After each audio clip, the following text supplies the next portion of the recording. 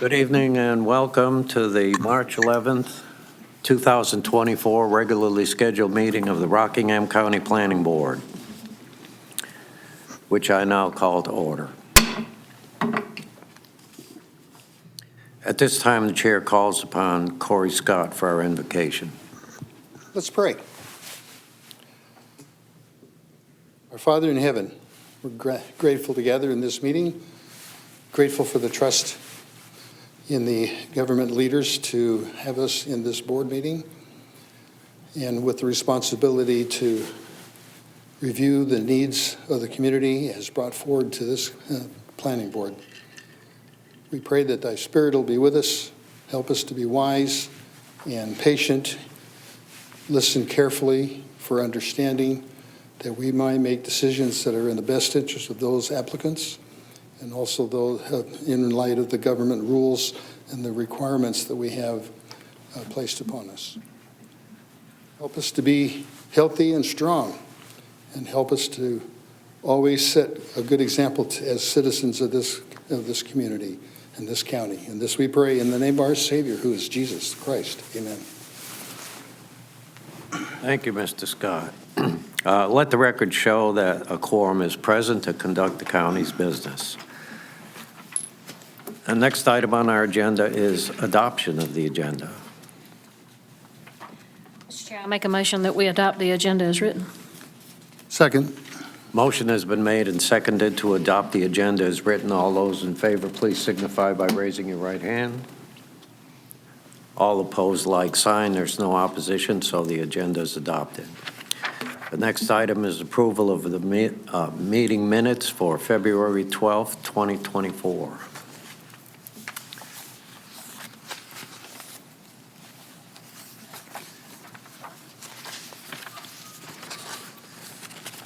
I motion that we approve the minutes from February 12, 2024 as read, as provided.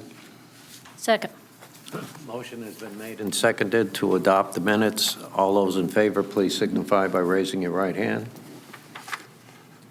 All opposed, like sign. Again, with no opposition, the minutes are approved.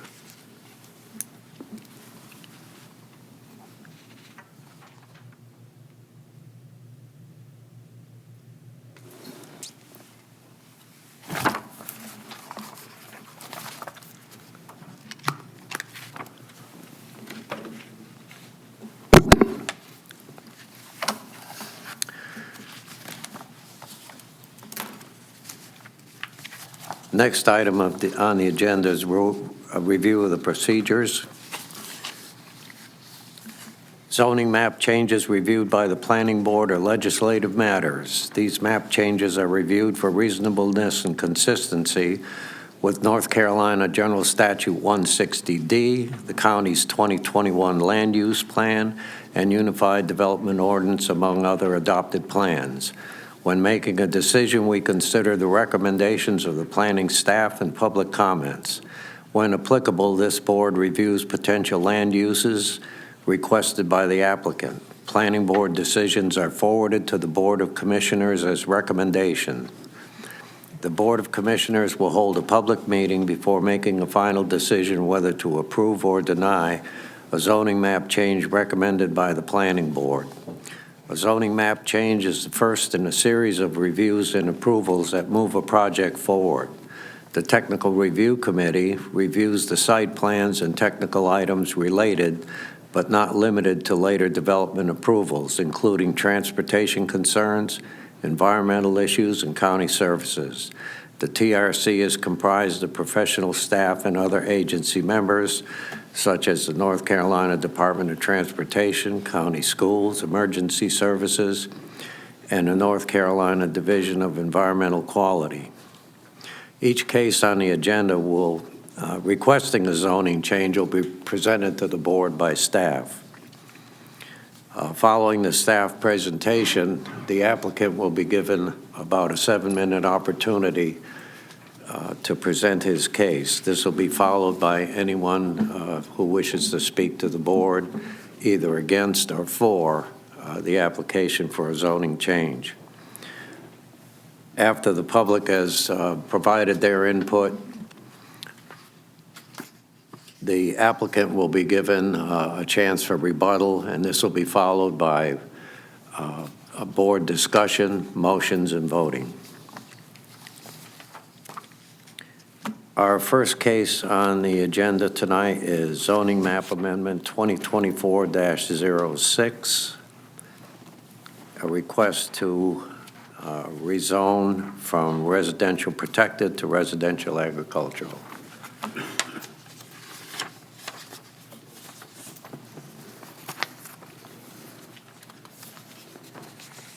have no speakers for that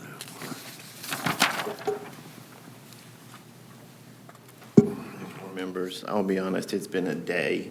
I just realized I forgot to load the presentation, so give me a moment, if you would, and I will ask for forgiveness.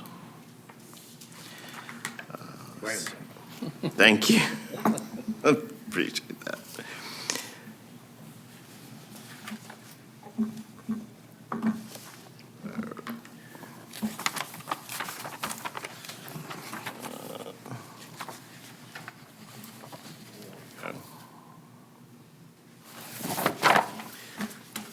Very good.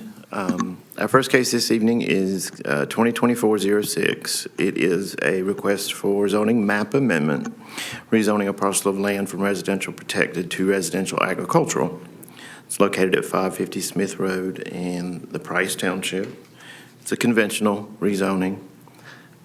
Here is the vicinity map, northwest of Stoneville in a fairly rural area. Here is the zoning map. I will point out here that this is one of those instances where it's a little bit hard to understand why they would have particularly chosen this cluster of RP in 1988, 89 when they assigned districts, but this is how it currently exists. It's located in the Mayo River watershed. Nothing particularly concerning about that. O2 land class. That purple that you see is the edge of the US 220 corridor north of Stoneville. Let me get my packet report to see if there's anything specific I should point out to you guys. I shrunk the font on this so it would fit to one page. Overall, this parcel measures exactly 1 acre. It's located in the O2 rural land class. As you can see from the zoning map, it's abutted on all sides by residential agricultural, except for one. The size of the tract is perfectly suitable to be built out. When considering reasonableness, potential detriments or benefits to neighbors, those should be extremely minimal by rezoning this property, especially considering the uses allowed in adjacent tracts. So therefore, in sum, staff is recommending approval of case 2024-06, applicant Jacob Hickman. I have personally met and spoken with Jacob Hickman. He has indicated that the primary reason for this request is so that he can place a manufactured home on the property, among all the other uses that are allowed. And we'll talk more about that in just a little while. But if you have any questions on this case, I'll be glad to answer anything. To me, it's pretty straightforward, but there may be questions anyone has. Were there any phone calls either for or against? I received none. No emails? No phone calls, no emails, nothing. Yeah. Any questions for Mr. Cochran? I have one. The parcel between the next dwelling, which is at the corner of Sin and Smith and Smith, how wide is that? It looks to be a little more than an acre, is that correct? The parcel adjacent to the subject parcel, yeah, it's probably an acre and a quarter, maybe, give or take. Okay. Yeah. And it's undeveloped? Undeveloped at this point. There are residential addresses at the other 2 parcels that are zoned RP. As you can see, that some of these parcels are not addressed. They're open lands, not developed at this point. Edge of what could be the commercial corridor? Yeah, yeah, it's that, you know, and the highway corridor in this area is a little fairly arbitrary. It's the mile. It's just outside the mile, so it's in one of those sort of fuzzy areas close to potential commercial and industrial development. Just a summary, the land use plan recommends that in the O2 land class, parcels should generally be zoned residential agricultural. There are no facilities other than individual well and septic that may be serving this parcel. So considering all factors, again, we recommend approval. And there's nothing on this parcel? At this point, no, Okay. there is no development on this parcel. Yeah, it's kind of hard to see with the dash. Actually, it's a little bit, because there's it's gravelled, there's a concrete slab, there's Some water, leftover there's from, electrical. And yeah, there's some leftover from a previous development. Mr. Hickman bought the property and with those conditions, and that was his plan. We don't know if he's going to be reusing some of that or tearing it out and put in new, but there are some things there, but there's not a residential structure there. Yeah. Okay, thank you. Sure. Nothing that's going to, no drainage or anything from this property because of the topography here that's going to affect the watershed? No. In the Dan River Eden watershed, the things that we look at mostly are the use itself, and we look at the size of the parcel. There are minimum lot sizes in the Dan River watershed with individual well and septic. I believe it's around 25 for the absolute minimum. So this well exceeds the absolute minimum for the watershed district. Thank you. Any other questions? Thank you.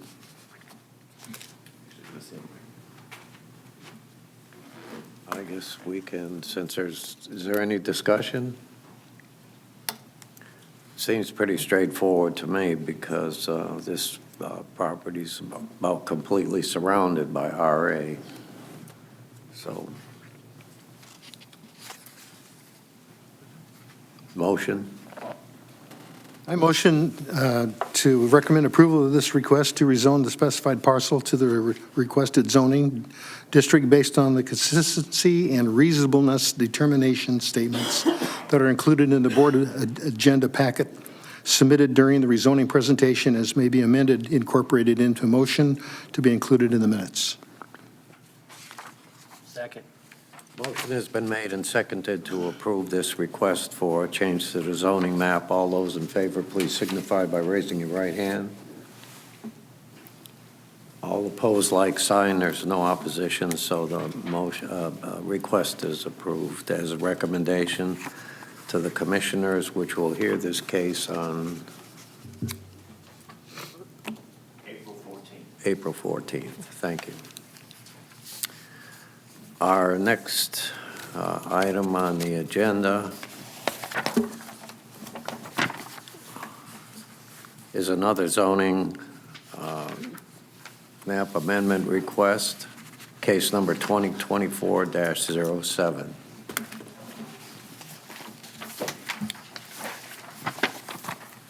This request is a rezoning request from Mr. Steve Baker, who is present this evening. The parcel is 3.39 acres, according to the property tax map located at 6750 NC Highway 770, about 0.8 miles east of the intersection with Settlement Loop. This property is adjacent to a property that several months ago we considered and conditionally rezoned to light industrial. It also has light industrial on both the east and west sides of this parcel. A little background information. And didn't we rezone that highway commercial? Light industrial. Industrial conditional. Yeah. Thank you. Yeah, no problem. A little history here. There are structures on the parcel that have been there since before we even had a zoning ordinance. So they were allowed to continue as a legally non-conforming use up until this point. Our offices did receive a complaint we had two complaints about some of the structures on the property. Once we got a complaint, then we then had to follow up and act on it. What was the nature of the complaint? There were concerns about one of the storage buildings that was there and about the general status of the larger structure. It did routinely have some commercial activities going on until recently, and those commercial activities have since ceased. Therefore, it became legally non-conforming. It became non-conforming. So I met with the applicant. We discussed many, many options, one of which would have been establishing a residential structure of some sort on the parcel. After discussing that, the applicant felt like it was prohibitively expensive to do so. This request is because the applicant is essentially setting up what you could consider a studio in the large structure. I'll let him explain more, but what he explained to me was he often makes lamps and art pieces out of automobile parts. And he's a big automobile collector. So after discussing things, we decided that neighborhood commercial conditional would probably be the most suitable district. So it is a conditional rezoning. It's located here just outside of Eden. Here's the zoning map. As you can see, there's some neighborhood commercial just down the street, some legacy zoning. I'll be honest, and I'm not sure exactly what that is. But we have light industrial on each side. If you zoom out, you see that there are some other industrial parcels, and you can also see in the Eden ETJ that there's some mixed zoning districts. This is in the Dan River Eden watershed. Exact same rules as the last watershed that we discussed. It's in the G1 land class. About a mile to the east on 770 is an identified G1 commercial node. We should have these maps memorized at this point. And here's a shot of just the parcel itself and the structures that are located there. Again, G1 land class. G1 suggests that most lands should generally be zoned residential, agricultural. The other types of zoning may be appropriate based on local factors and the rural crossroads concept. I included that because this is a corridor where we have a slight bit of disconnect between the land use plan and activities that are actually going on. There's some growth happening on this corridor, so it's one of the things that we'll be looking at that Julie had asked about a couple of meetings ago. So overall, especially given the limited use choice, basically this is a limited use rezoning, we felt like that would be appropriate and that we could recommend approval. I do want to point out one typographical error in your list of permitted uses in the neighborhood commercial district. In the one that you got in your packets, it listed RV parks and campgrounds as allowed with development standards. That was an error. That's since been removed from the master form. It was already struck out as a use. Just wanted to make sure you guys knew that for full transparency. Mr. Chair, I apologize. I meant to do this before Lynn started to speak. I need to disclose that I have a familial relationship with owners adjacent to this property. My husband and my mother-in-law own a piece of property, 2 parcels, or 1 parcel over. But I have no relationship to this other than being extended family. And I have no financial interest in this whatsoever. Well, since you don't have a financial interest in the outcome of this case, I don't see why you can't hear this case with the rest of us. Thank you. Any questions you might have?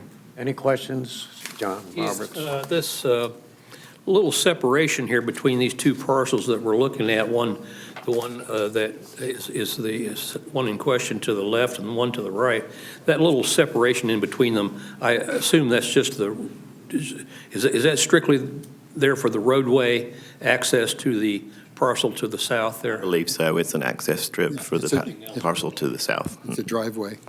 essentially. Driveway, okay. Yeah, yeah. All right. We did receive one phone call about this. I did. It was just an inquiry, no strong feelings for yes or no, provided information, and I said, thank you. That was that. Okay. Any further questions for Mr. Cochran? I have a couple of questions. So the parcel, and not to conflate the two, but the parcel that we changed the zoning on right beside of it, we put some conditions on that, like buffers, We did. those kinds of things. Are we, is that a possibility for us to do with this piece of property as well? The landscape buffers would be required if we rezone to neighborhood commercial. They are a basic included requirement of non-residential standards development. And we can ask that additional buffer be provided? You can. Correct? You can. Okay. Just like we did the Right. other parcel? We did a 20-foot buffer instead of a 15 to make it a little bit thicker. And is it the perimeter of the property that would need that, or would the technical review committee determine what was appropriate? Mostly will determine. I jumped to this map because you can see the parcel next door. It's fairly heavily wooded on the western and southern sides, and it also has a good dense amount of vegetation along the road front. I So could- the eastern border is what will most likely require the most landscape. Lynn, go to the aerial shot where you don't have anything Oh, yeah, covering up. parcel map. There you go. The way the ordinance reads, he'll only have to buffer next to the residentially zoned property. Right. Good point. Yep. So he'll only need to buffer To the rear. to the rear, okay, to where it bumps up to RA, okay. And not down along the right-of-way, To the highway or to the driveway? driveway? Professionally, I wouldn't consider that developable land, therefore it shouldn't have to be buffered. Black and white, strict reading of the ordinance, yes, it says anything adjacent to residentially zoned property. However, that strip doesn't even meet our standards for width of flag lots anymore. I mean, it's undevelopable 100%, and the exact property next door that is usable is LI. Under my discretion, I wouldn't make someone that came into my office with a commercial plan do it. But that's y'all's call since this is a conditional request. I'm just saying, at a desk review, I wouldn't make them do it. I don't see any reason to do it. I wouldn't think it Well, would if you be look at the either. property that's next, adjacent to it, there's probably 100 yards of trees and forest between that and the next property. So I'm not sure why we would need to do that. Yeah, that's why I ask, because it seems like to me that, and I'm sorry to compare, but we ask for vegetation on the property beside of it. The areas that would be seen, really, when Mr. Baker was here, the areas that would be seen by him and the people living in Whispering Pines. And at the time, and currently, that neighboring parcel is surrounded by residentially zoned parcels everywhere. And against the highway, it was requested due to the specific nature of the complaints of the neighboring subdivision. No one showed up to complain about this one. Yep, right. And his western border would be also a commercial property if this property's commercial. And that's all, and that's already got sort of the buffer in it from the property before. Yeah, they're still required to do that even if this one goes commercial because it's part of their conditions. So, okay. So you would require the buffer along the bottom end, not the driveway, and on the side? No, like I said, for the way the ordinances read, I would only have him do it on the southern boundary there. Southern border. The bottom near the residential. This map faces north, is north oriented. Yep. Residential agriculture. Got it. I Right. wouldn't do that driveway there because it's non-developable Developable. land. Yeah, I mean, it doesn't make sense. And is there anything that, Shared about, driveway. I'm sorry. I think that's a If- shared driveway too, to get Yeah. into this property. Yeah, if we're, and that's why I'm asking this. So is there anything about signage that's also part of the ordinance. Yeah, the ordinance has a complete section on signs. Okay. Any signage would have to comply with those regulations. Okay, so any signs on that piece of property will have to conform to code, correct? Correct. Okay.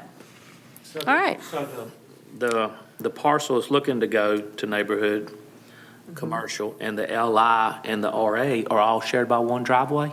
Yes. Yes. I believe They so. are. Yeah. Mr. Baker could actually answer that question when he gets up. Sure. One thing I did want to clarify, just wanted to back Marzie up on the landscape buffer discussion. Technically, the way the rules read, the entire parcel perimeter should be buffered, but there is a statement in the landscape standards that states an applicant and the community development director can agree on a plan that provides the necessary amount of buffer equal to what it would otherwise require. And the TRCs will help guide with that. Yeah. Okay. And Real quick, I'm sorry, there might be some confusion here. There's no requirement that this one goes to TRC. We're dealing with already developed land. got it. Okay. This would still We would have to mostly be- deal with it here. Or again, you're dealing with the zoning classification. When it comes to the use, I don't have to take commercial projects to TRC if I don't want to. Right. I do that with controversial things. Right. With things that will have a large impact on an area. Right. We're dealing with a formerly legally non-conforming situation that's developed into a gray area of non-conformity. Now, we're trying to find a resolution to that. This isn't new to the area. It's not outstanding. Minimal efforts are going to be needed to bring this property into compliance, in my professional opinion. The conditional district primarily was to help reduce the number of uses that could possibly go there so it fit more into the area. Right. Getting hung up on the site details when there's only limited site work to even be done, I would think would be in an injustice of this group when they're not coming to us with a site plan. Again, this is an existing property with existing structures.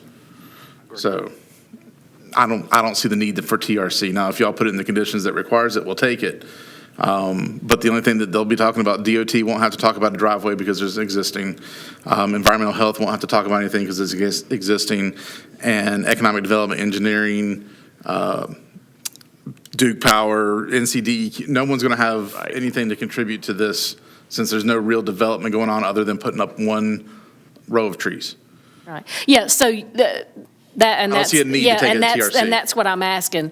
Right. Our action here will take care of that, other than, your interpretation or what you feel like is needed there. Right, I'm Got saying it. y'all can add, but I don't see the need for you to do so. I think our base ordinance covers what needs to be covered here. Okay.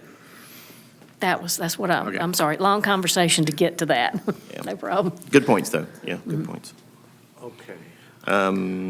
Just to note that it's located in the G1 land class. We talked about that. And here's just a summary of the reasons why staff feels like this is appropriate and recommends approval.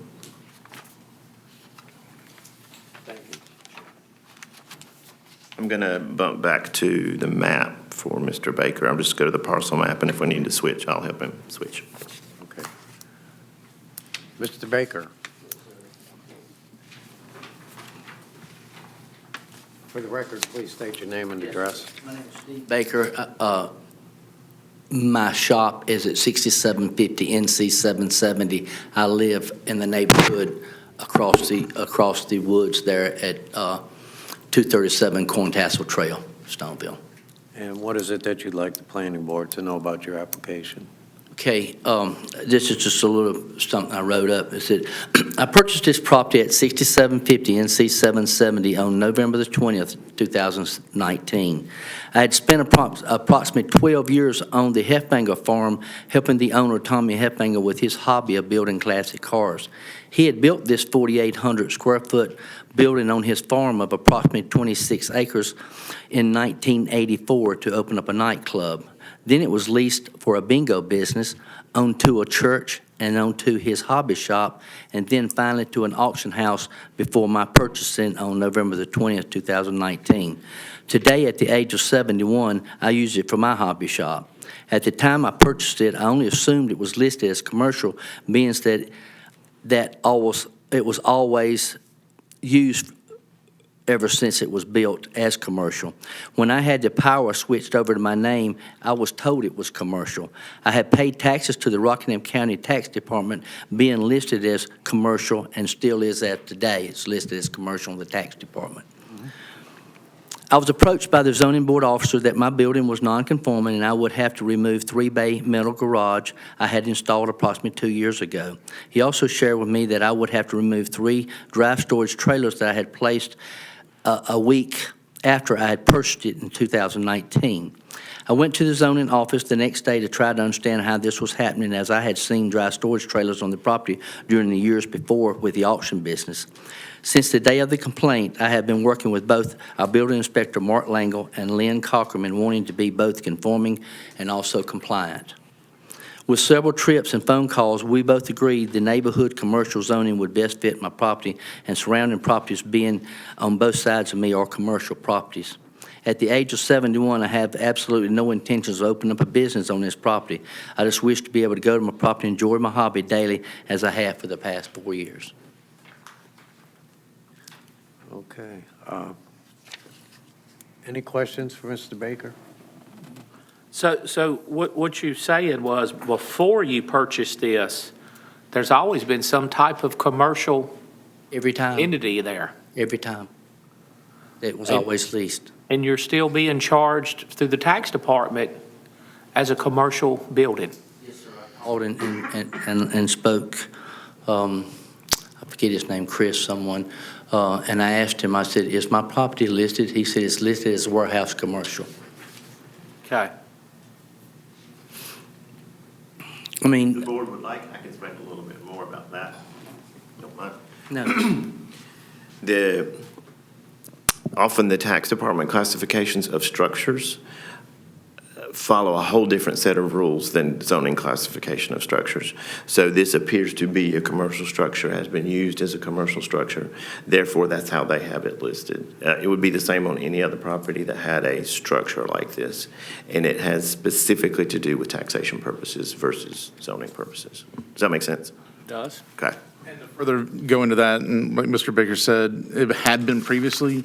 The way the ordinance reads is when he stopped making that be a business, a business no longer inhabited the building. It fell into the non-conforming clauses of our ordinances and had to go to the base zoning of the property, which doesn't allow the business type or his activity type that he wants to use the property for. The rezoning will allow him to have that activity type. So the disconnect here is like everybody said before, this thing was in existence before zoning. Right. So as it continued in some type of use during that process, it never had to be rezoned until it stopped being used for a period of time. Okay. So that's what brought us here today. So, sorry, Mr. Baker, you can. understood what non-conforming was until I was approached with this. So I asked Lynn, I says, well, can we get the inspectors to come and look at my building and tell me what I need to do to become conforming? Because I want to be conforming. I want to do what's supposed to be right. And so that's why Lynn has really helped me a lot. And so that's why I've made a lot of trips over here and we finally come up with this. No, I don't have no plans of putting up a sign at the road. I'm not going to open up a business. I'm just too old for that. Okay. I have a question. Okay. Mr. Baker, today, have you been able to say anything, say what you want to say about this piece of property? Have you been afforded that opportunity? And do you feel like that you have been able to express yourself the way you need to state your case? Because you have that right to do Yes. that. And you don't feel like anybody here is out to get you, right? And the staff have worked with you to help I'm with going to be this. totally honest with you because you asked that question. I I had intended to ask you personally, because you and I know each other well. That has nothing to do with this case. Well, okay, that's where your question's coming, because you asked this question. I'd like to be able to address it since you asked it, okay? Because I did not ask you to recuse yourself. But you are kin to the family through marriage, and you have shared stews and fish fries and Christmases and Thanksgivings on this property for many years, and so we know each other well. So I felt that was a conflict of interest, but I told myself, give you the opportunity to be fair with me, and I feel like you have. Thank you very much. Thank you. Mr. Chair, I'm ready to make a motion if you'll entertain it. Any other discussion before we go to motion? Ms. Talbot, you may go ahead with your motion. Mr. Chair, I make a motion to approve this request to rezone the specific parcel requested in the zoning district based on the consistency and reasonableness of the determination statements that are included in the board agenda packet submitted during the rezoning presentation, as may be amended, incorporated into the motion to be included into the minutes. Motion has been made and seconded to approve the request for a zoning map amendment for this case. All those in favor, please signify by raising your right hand. All opposed, like sign. There's no opposition. Mr. Baker, the planning board will be recommending to the county commissioners to approve your request. Thank you, sir. Thank you. But bear in mind, the final decision is up to them. The final decision is up to the I commissioners. totally understand. Thank you, sir. Thank you all for your time. That'll also be on April 14th? 15th, sorry. Tax day. Tax day. Tax day and commissioners hearing, and my mom's birthday, so there you go. The next item on our agenda is a zoning text amendment, which is long overdue. Referring back to the initial request that we had tonight, this proposed change to the text of the Rockingham County UDO came from at least two commissioners who requested. We had discussed it at length. Everyone agrees that the rezoning process is not really the best tool to deal with this situation when these issues come up. Everyone agrees that housing is becoming more and more expensive for a lot of people. So there was a lot of discussion. If you recall, just a little history, for many years prior to the current ordinance, there was a special use permit that could be granted to allow a double-wide manufactured home with specific development criteria in the RP district. And those development criteria are to help make the home look as much like a stick-built single-family residence as possible. Since 2021, we know we've had quite a few rezoning requests, primarily for this issue. Many have been suitable, a couple have not. So we've come up with a set of standards that correlate with or exceed those for modular home standards in the North Carolina Building Code. You'll see in red the items that would be required for each one. I will make a note that this is proposed to be a permit with development standards reviewed and approved by staff, not a special use permit. However, these standards are set at quite a high bar. We will require a scaled, detailed site plan for development.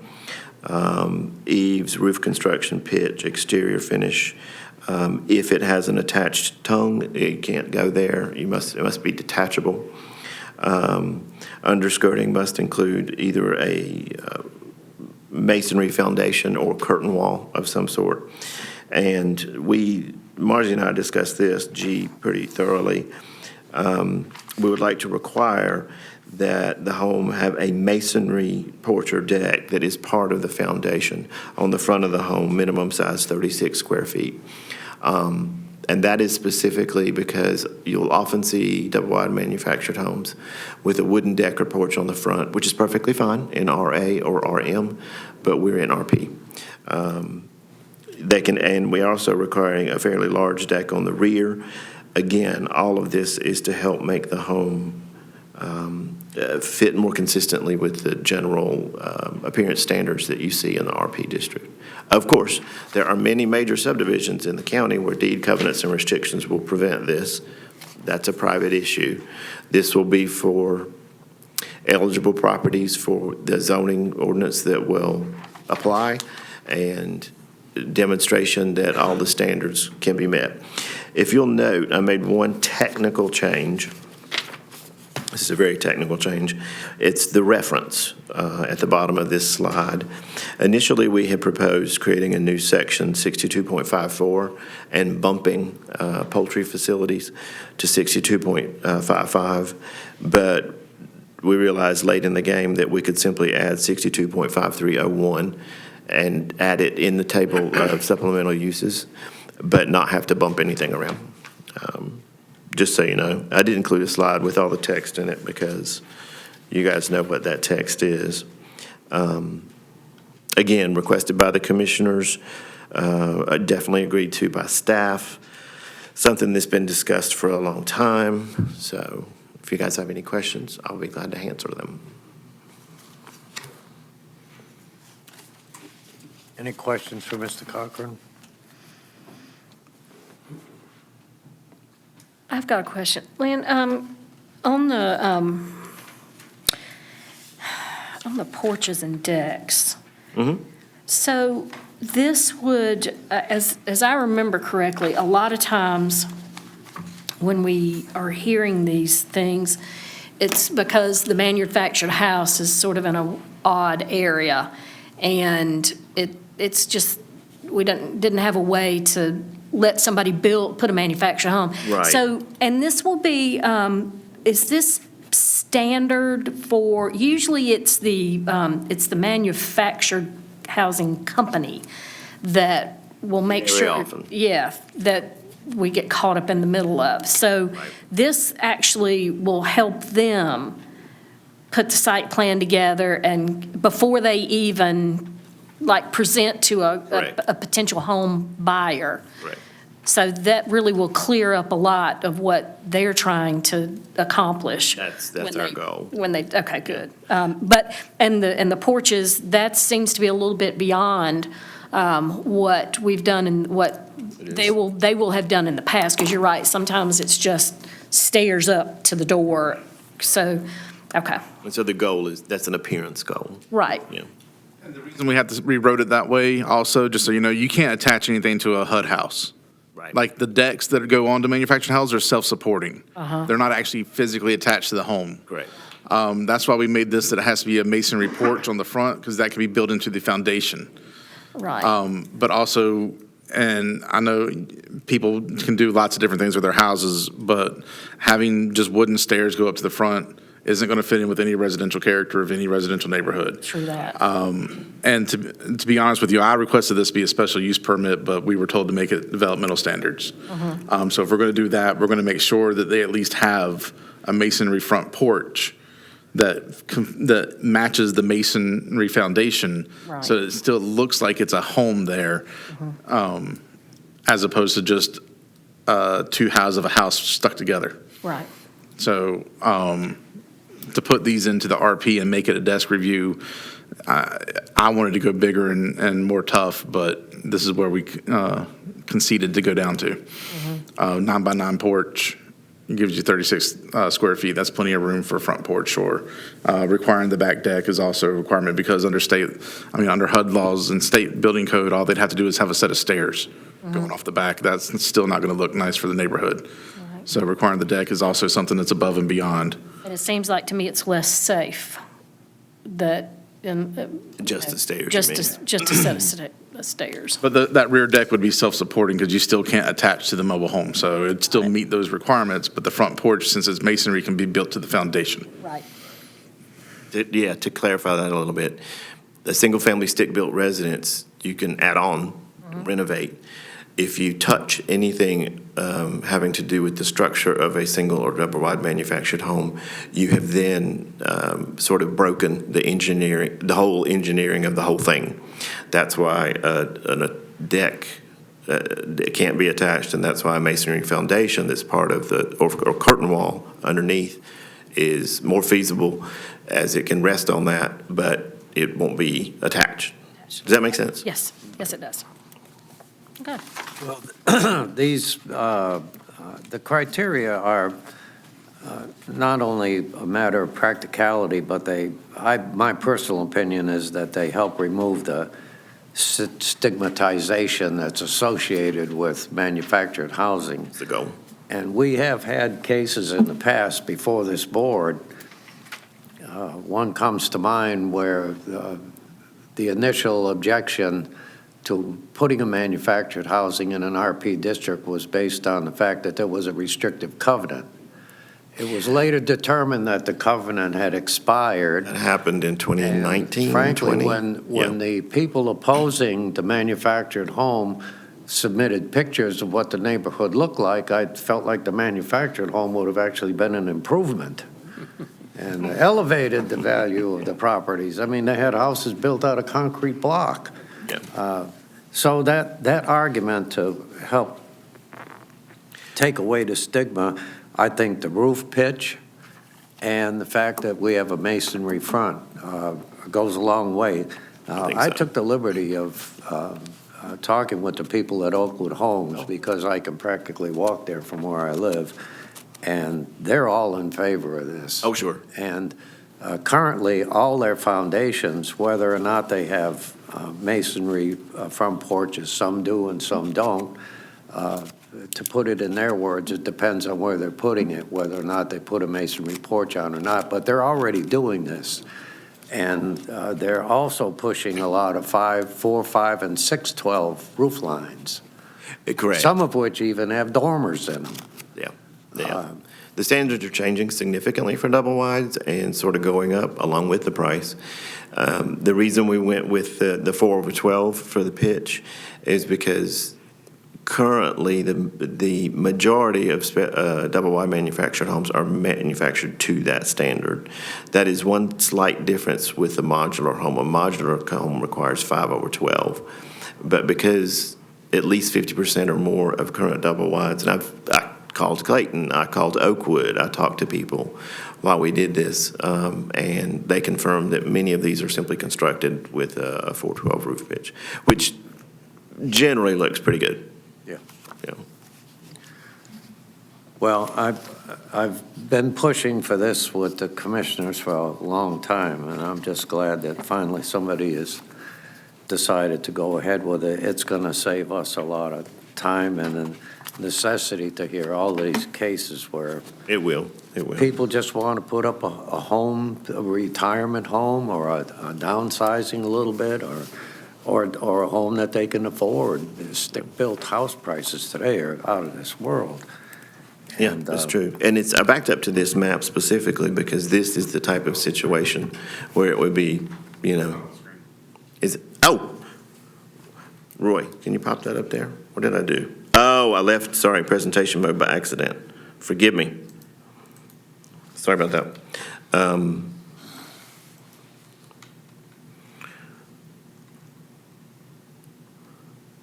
I went too far. Hang on. Well, I think it helps manufacture the sellers, because they're constantly coming in here. They've got a package put together, and we can't pass it because this is not in place. And, it's, you hear me harping about economic development all the time, but, they've got a couple that just wants a home.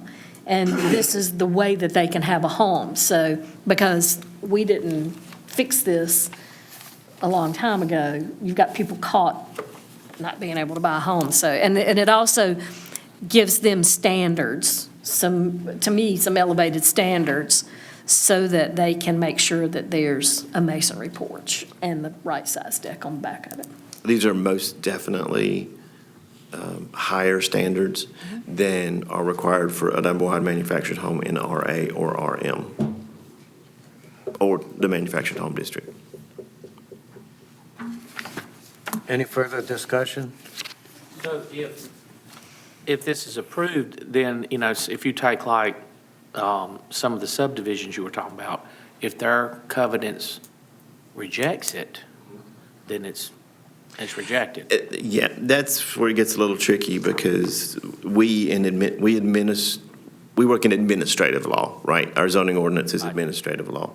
That's civil law. If their covenants reject it, then it's up to the community to prove we have standards that say this can't happen, let's say if someone applies for it. And we could even get to the point of, as long as they meet all the standards, approve a zoning permit for it, but then it's up to the neighborhood to decide, do they have covenants or not? And that's all private. Some years ago, the legislature pretty much told local jurisdictions, stay out of deed covenants and restrictions. Those are private law matters. Like if somebody wanted to put a double wide in my neighborhood, there's an HOA. The HOA would sue before the house is built or put there. And it's because there's a covenant. Right. Yep. And I get the affordable housing, but it's like she just said, there's certain places I don't think that's applicable, that should be allowed. Oh, certainly, yeah. I mean, just the character of many neighborhoods, especially those who have HOAs or are major subdivisions that have been built out over the last 10 to 15 years, yeah, that very well may not be appropriate there. And those would be caught at permitting, in the permitting phase. No. Not necessarily, We have no choice but to issue that permit, right, not necessarily. regardless if it's in that neighborhood or not. We don't ask for their architectural review or their permission from their HOA. That's none of our business. That's what Lynn's explaining. Yeah. We have no dog in that fight. But if we deny that permit and it matches our rules, then we're at fault. Yeah. So we have no choice but to issue that permit. Winsome Forest or whatever, they can, we'd issue the permit, but it'd be the homeowner's responsibility to take that other property owner, because it's a property owner's responsibility to follow the rules. Right. But they're not our rules. We can't enforce them. We can't comment on them. We can't pause our process for them. Right. So you're saying if someone, if they buy a lot in Winsome Forest and they issue a permit, you've got to issue it? Yep. Under this new standard. As long as they can meet all the requirements, we've got to issue that permit. Right. And then it's up to the home. This does have an architectural review committee, I believe, so they should catch that before they come to Before apply they to even us come. anyway. But not all HOAs have ARCs. I would say probably 95 to 100% of them have garages.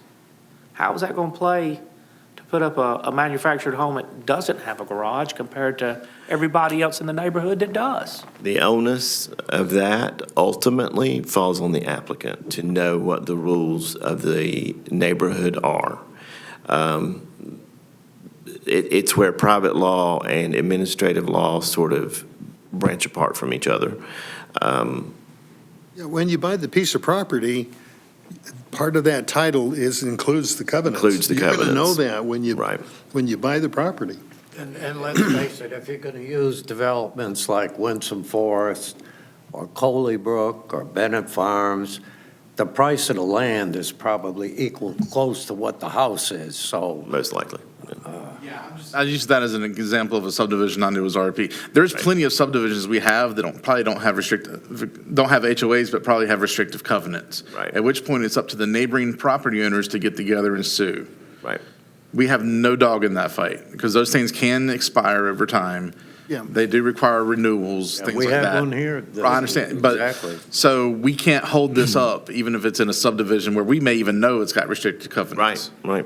Like, Are we ready for a, yeah, please. Yes, please. We're ready.